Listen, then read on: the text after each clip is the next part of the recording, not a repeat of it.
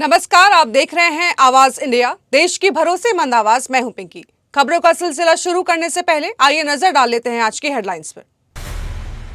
उत्तम नगर हिंसा पर राहुल गांधी ने बीजेपी को घेरा, बोले बीजेपी को सिर्फ खून खराबा चाहिए। दिल्ली हाईकोर्ट का आदेश, ईद के अवसर पर उत्तम नगर में कड़ी सुरक्षा के निर्देश। लैंड फॉर जॉब्स केस में लालू प्रसाद यादव और राबड़ी देवी को झटका, कोर्ट ने खारिज की याचिका। और अमेरिका ट्रेड डील पर जयंत चौधरी का बयान, बोले अभी कोई करार फाइनल नहीं। अब खबरें विस्तार से। उत्तम नगर में हुई हिंसा को लेकर राहुल गांधी ने भारतीय जनता पार्टी पर गंभीर आरोप लगाए हैं और कहा है कि भाजपा सांप्रदायिक तनाव भड़काने की कोशिश कर रही है। उन्होंने सोशल मीडिया प्लेटफॉर्म पर अपनी प्रतिक्रिया देते हुए कहा कि इस घटना में लोगों को भारी कीमत चुकानी पड़ी है, जिसमें एक युवक की जान चली गई और परिवार को उत्पीड़न झेलना पड़ रहा है। देश को और खून खराबे की जरूरत नहीं है। उन्होंने आरोप लगाया है कि भाजपा और उसका इकोसिस्टम नफरत फैलाकर हिंसा का माहौल बनाते हैं। राहुल गांधी ने आगे कहा कि भाजपा देश को हिंदू मुसलमान के मुद्दों में उलझाए रखना चाहती है ताकि लोग सरकार से अहम सवाल ना पूछ सके। उन्होंने रक्षा, ऊर्जा और खाद्य सुरक्षा जैसे मुद्दों का जिक्र करते हुए कहा है कि असली मुद्दों से ध्यान भटकाया जा रहा है। दिल्ली के लोगों से अपील की है कि वे किसी भी उकसावे में ना आएं और शांति बनाए रखें। देश की ताकत उसकी एकता, भाईचारे और मोहब्बत में है। उन्होंने भारत जोड़ो का संदेश दोहराते हुए लोगों से सद्भाव बनाए रखने की अपील की है। दिल्ली हाईकोर्ट ने उत्तम नगर विवाद मामले में पुलिस और प्रशासन को सख्त निर्देश दिए हैं ताकि ईद के अवसर पर शांतिपूर्ण और गरिमापूर्ण माहौल बनाया जा सके। न्यायालय ने अधिकारियों से कहा है कि पुलिस का बंदोबस्त ऐसा होना चाहिए जिससे सभी में सुरक्षा और भरोसे की भावना पैदा हो और कोई अप्रिय घटना न हो सके।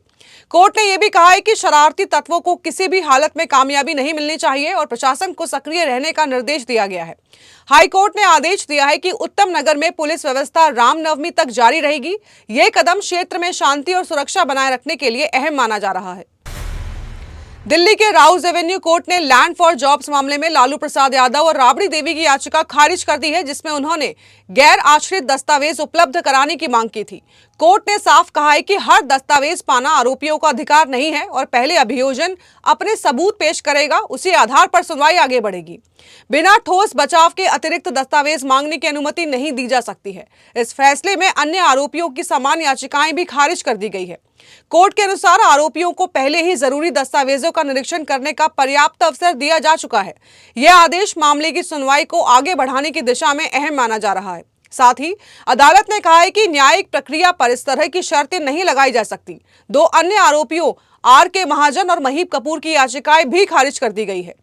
कोर्ट ने जोर दिया है कि निष्पक्ष और समयबद्ध सुनवाई सुनिश्चित करना जरूरी है। इस फैसले से मामले की कार्रवाई में तेजी आने की उम्मीद है। वक्त हो चला है एक छोटे से ब्रेक का।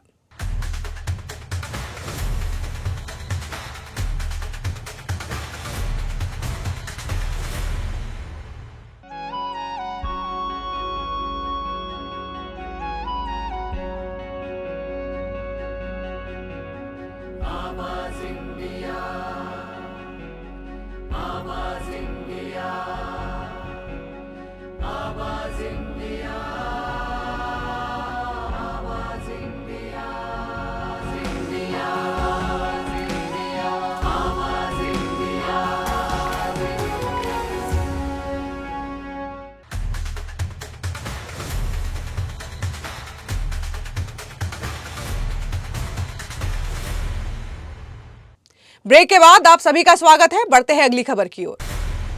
अमेरिका के साथ संभावित ट्रेड डील को लेकर राष्ट्रीय लोकदल के चीफ और केंद्रीय मंत्री जयंत चौधरी ने बड़ा बयान देते हुए स्पष्ट किया है कि अभी तक कोई अंतिम समझौता नहीं हुआ है।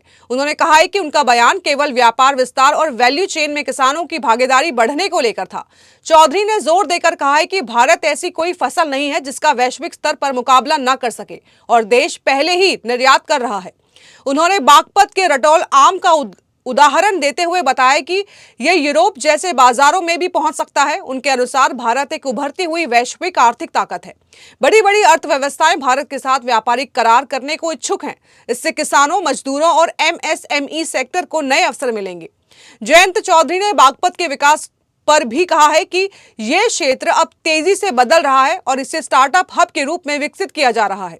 दिल्ली के पास होने के कारण यहां कनेक्टिविटी मजबूत हो रही है।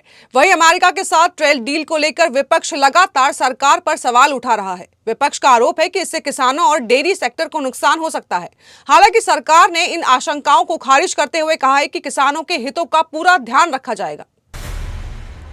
यूट्यूबर और बिग बॉस ओटीटी विजेता एल्विश यादव को सुप्रीम कोर्ट से बड़ी राहत मिली है, जहां उनके खिलाफ सांप के जहर की तस्करी और सेवन से जुड़े मामले में चल रही आपराधिक कार्रवाई को रद्द कर दिया गया। जस्टिस एम सुरेश और एन कोटेश्वर सिंह की बेंच ने सुनवाई के दौरान पाया कि एफआईआर दर्ज कराने की प्रक्रिया में गंभीर खामियां थी। अदालत ने कहा कि इन खामियों को कानून के तहत सही नहीं माना जा सकता। एल्विश यादव ने अपने खिलाफ दायर चार्जशीट और जारी समन को चुनौती देते हुए सुप्रीम कोर्ट का रुख किया था। इससे पहले इलाहाबाद हाई कोर्ट ने उनकी याचिका खारिज कर दी थी और मामले की गहन जांच की जरूरत बताई थी। इस फैसले के बाद एल्विश को बड़ी कानूनी राहत मिली है। यह मामला नोएडा में दर्ज एक एफआईआर से जुड़ा था, जिसमें एल्विश यादव पर वन्य जीव संरक्षण अधिनियम के तहत आरोप लगाए गए थे। उन्होंने दलील दी थी कि शिकायतकर्ता इस कानून के तहत एफआईआर दर्ज कराने के लिए अधिकृत नहीं था और उनके पास से कोई सांप या नशीला पदार्थ बरामद नहीं हुआ। एल्विश ने यह भी आरोप लगाया है कि मीडिया ध्यान के कारण पुलिस ने मामले को ज्यादा गंभीर बनाने के लिए अतिरिक्त धाराएं जोड़ दी। सुप्रीम कोर्ट ने इन तथ्यों को ध्यान में रखते हुए कार्रवाई रद्द कर दी है। इस फैसले को उनके लिए बड़ी राहत के रूप में देखा जा रहा है। भारत के पूर्व विकेटकीपर बल्लेबाज दिनेश कार्तिक और स्क्वॉश स्टार दीपिका पल्लिकल के घर बेटी का जन्म हुआ है, जिनकी जानकारी कपिल ने सोशल मीडिया के जरिए साझा की है। उन्होंने भावुक पोस्ट में लिखा कि उनके दिल कृतज्ञता से भरे हैं और वे अपनी बेटी राहा पल्लिकल कार्तिक का स्वागत बेहद खुशी से करते हैं। उनके जुड़वा बेटे कबीर और जियान भी अपनी छोटी बहन के आने से काफी उत्साहित हैं। इस खुशखबरी पर विराट कोहली समेत कई खिलाड़ियों और दोस्तों ने काफी सारी बधाइयां दी है। क्रिकेट और खेल जगत से लगातार शुभकामनाएं मिल रही हैं। ये खबर फैंस के बीच भी तेजी से वायरल हो रही है।